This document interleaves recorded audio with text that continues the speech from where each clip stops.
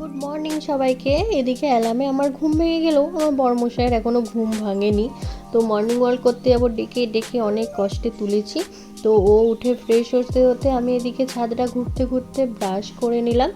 আর brush করতে গিয়ে ছাদে দেখি এত সুন্দর একটা পরিবেশ। এই যে এখানে দেখতে পাচ্ছ দুটো পাখি বসে আছে, আর বাদবাকি পাখিগুলো সব কি সুন্দর উড়ছে, দেখতে কি দারুণ লাগছিল বলে বোঝাতে পারবো না। তারপর বরমশাইকে এদিকে অ্যাফ্রেশ বানিয়ে দিচ্ছিলাম। বরমশাই অ্যাফ্রেশ খেয়ে রেডি হয়ে নিয়েছে মর্নিং ওয়ার্কে যাওয়ার জন্য।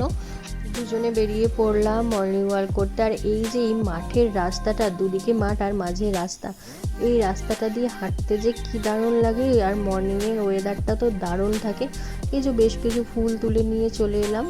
আর এদিকে আমাদের সেশনে স্টার্ট হয়ে গেছে। আমাদের আজকে ড্রেস কোড ইয়েলো। তো আমিও এসে কিন্তু রেডি হয়ে নিয়েছিলাম ওয়ার্কআউটের জন্য।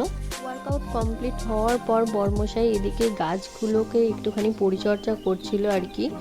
সব মানে চারিদিকে একটু নোংরা হয়েছিল ছাদটা। আর এদিকে আমারও ওয়ার্কআউট কমপ্লিট। তো চলো টাটা, নেক্সট ভিডিওতে দেখা হচ্ছে।